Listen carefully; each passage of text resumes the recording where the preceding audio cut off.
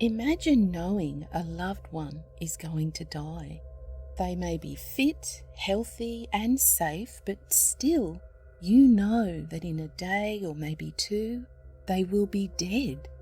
Many have found themselves in this very terrible predicament after hearing the mournful wail or cry of the Banshee. Some believe that the piercing sounds of foxes and owls and cats at night are mistaken as the Banshee, and perhaps they feel better believing that. But the sheer number of visits by the Banshee, followed shortly after by a death in the family, refute that claim. I was born and grew up in Ireland. One night, when I was 12 years old, my dad and I went out for a walk. We did this year round in all but the very worst of weather. The night it happened was cold. It was a frosty winter night, but still comfortable enough for walking. Now, this was back in the 1980s when there was much less traffic in rural Ireland back then. It was about 8 p.m. and it was a really quiet night. But for the sound of our shoes on the road, there was almost no noise. Well, we'd been walking for a while by that time and were on our way back home when we heard it. A wailing, a mournful wailing. It sounded like someone in terrible pain. You can imagine it was a dark, cold night and we were suddenly consumed on all sides by this horrible cry. My dad told me it was just a fox.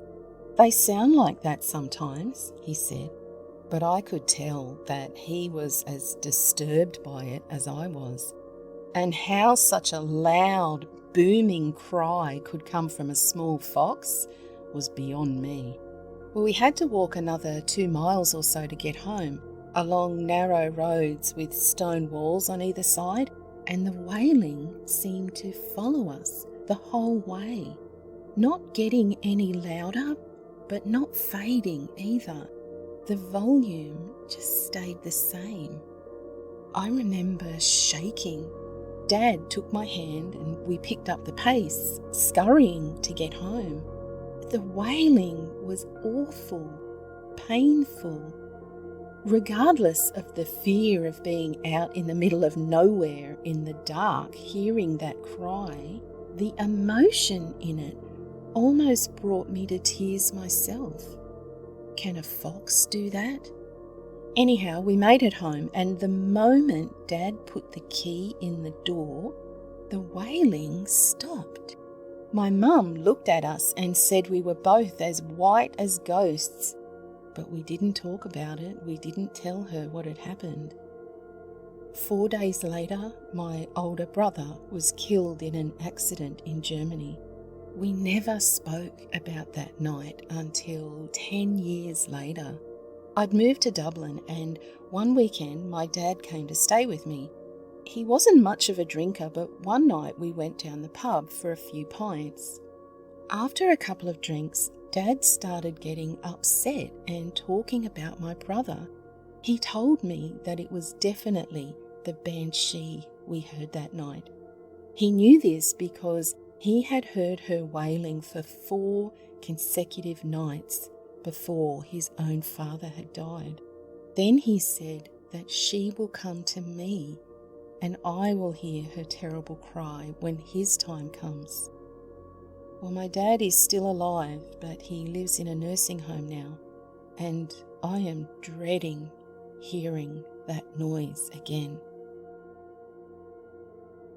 Banshee is a harbinger of death.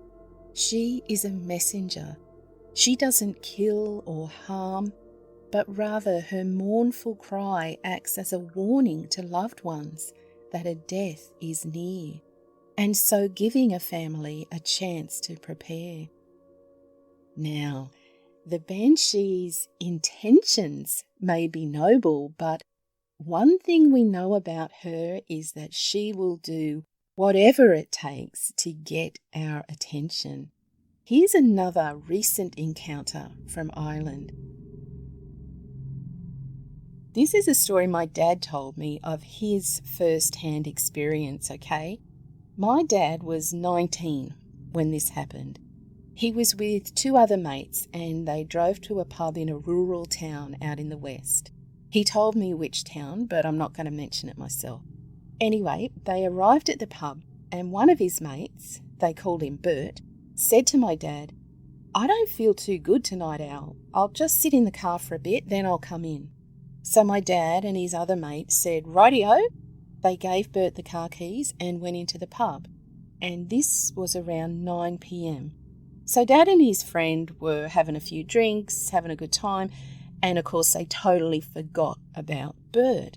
It wasn't till around 11 p.m. that they remembered and they went out to the car to check on him. Dad said he looked in the car and saw Bert sitting in the middle of the back seat. Bearing in mind they'd left him in the front seat, and he was sitting bolt upright, stiff and straight, and he had tears just streaming down. He said he was in a trance-like state with a pale face. Well, my dad tried to open the door, but it was locked, so he shook on the door, trying to snap him out of the trance and demanding, "Bert, unlock the door. Bert!" Bert's eyes flickered and he slowly reached over and opened the door. "Did you hear that?" he said to Dad. "Hear what?" said my dad. Bert shook his head slowly and said, "Just take me home," not once breaking his stare out the front windshield. So they drove home, Bert not saying a word. My dad asked him what had happened, but he wouldn't reply, and Dad didn't want to stress him out any more than he already was, so he just dropped him at home. Bert got out of the car and walked into his house without saying a word. The next day, Dad went round to Bert's place and asked him why he was so freaked out the night before. Bert said that as he was sitting in the front seat of the car, he looked up to see this black figure of a woman standing right in front of the car. He looked at her for a second, then she came flying up to the windshield fast and off the ground, and there she stayed, face to face, just staring at him, with only the windshield between them. Then she let out this deathly scream with an open mouth so large, he said, it was unhuman, and with this empty blackness inside. Her eyes were terrifying. She stared at him for a few moments, then flew off. He scurried into the back seat, he said, to feel less exposed. Then he just sat there for an hour or so, bracing himself and with absolutely no intention of getting out of that car, until Dad arrived to check on him. The next morning, the morning my dad went round to Bert's place, Bert's family found out that his uncle had died the night before. He had been pronounced dead at 10 p.m. the night before. Did you know that the person who is to die doesn't hear the Banshee's call? It's only close members of their family who will hear her mournful wail. If you've been with my channel for a while, you'll know just how much I am drawn to the Banshee. Some believe that she also acts as an escort to the deceased, ensuring that the spirit of the loved one passes safely to the other side. I think this is a lovely notion, and I hope it's true. Hey, before you go, please click on that thumbs up button. It's the littlest thing, I know, but it helps me enormously. If I can build up my channel, I will keep making these videos until the Banshee comes for me. If you would like to know more about the Banshee's appearance and behaviour, check out my earlier video, which is on screen now. I think you'll enjoy getting to know this extraordinary member of the fairy race. Remember, it's a strange world. Keep your eyes and ears open and be kind. Cheerio!